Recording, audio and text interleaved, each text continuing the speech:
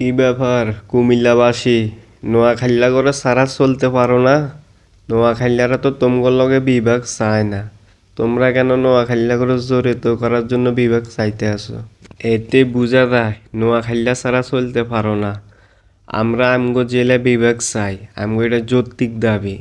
আমগো উপকূলীয়ন ভৌগোলিক এগুলা সব দিক দিয়ে আছে আমগো এদিকে। সামনে বাণিজ্য, ব্যবসা বাণিজ্য এবং এই সব কিছু দিক দিয়ে আমগো বিভাগ, জরুরি বিভাগ দরকার। আমরা নোয়াখালী বিভাগ চাই, এটা আমগো ন্যায্য দাবি, প্রাণের দাবি। তোমরা কুমিল্লাবাসীরা কেন আমগো পিছনে খুঁড়া গাড়াইতে আসো? আর আমরা তো তোমার লগে জড়িত হইতে চাই না। তোমরা কেন জোরাজুরি করে আমগোর লগে জড়িত হইতে চাইতে আসো? সরকারের কাছে আমাদের দাবি নোয়াখালী বিভাগ চাই। নোয়াখালী বিভাগ তাদের ন্যায্য অধিকার, এটা তাদের অধিকার পাওয়ার জন্য আন্দোলন করছে। যদি তারা বিভাগ না পায় তাহলে সামনে আরো বড় ধরনের আন্দোলন, বড় ধরনের কর্মসূচি অব্যাহত থাকবে। বাংলাদেশে যদি সবচেয়ে বড় ধনী জেলা নোয়াখালী হয়, তাহলে নোয়াখালী বিভাগ হবে, এটা তো স্বাভাবিক বিষয়। তোমরা কি এটা বুঝো না? তোমরা তো কুমিল্লাবাসীরা দাবি করো তাদের শিক্ষা বোর্ড আছে, তো তোমার শিক্ষা বোর্ড আছে, তোমার তো শিক্ষাগত নাই। যদি শিক্ষাগত থাকতো তাহলে তো তোমরা এটা বুঝতে পারতা, ন্যূনতম জ্ঞান থাকলে এটা বুঝতে পারতা। নোয়াখালী ধনী জেলা, সেখানে বিভাগ হওয়াটা দরকার। তোমরা তো দাবি করো তোমার জেলা সব কিছু আছে, নোয়াখালী কিচ্ছু নেই।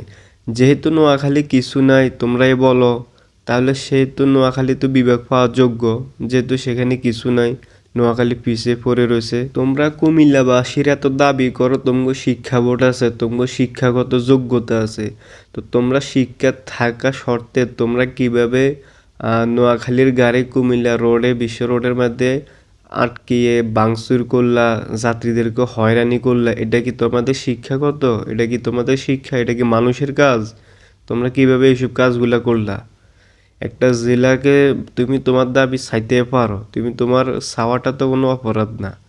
কিন্তু একটা জেলার মানুষকে তোমরা গাড়িতে আটকিয়ে এভাবে সন্ত্রাসের মতো আচরণ করলা, মানুষকে, সাধারণ যাত্রীদেরকে হয়রানি করলা। এটা কোন ধরনের শিক্ষা? আমার মনে হয় দেশে কোনো একটা বড় ষড়যন্ত্র চলছে, যার কারণে গত পরশুদিন চিটাগাং আগুন লাগছে। কত বড় একটা ফ্যাক্টরি, কত বড় একটা কারখানা প্রতিষ্ঠানে আগুন লাগছে। এরপরে কালকে শাহজালাল বিমানবন্দরে আগুন লাগছে। আজকে সদরঘাট লঞ্চে আগুন লাগছে। চতুর্দিকে খালি আগুন লাগছে, আগুন লাগতে আছে, আগুন লাগছে।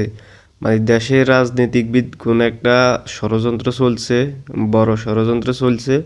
সবার সজাগ থাকবেন, সচেতন থাকবেন।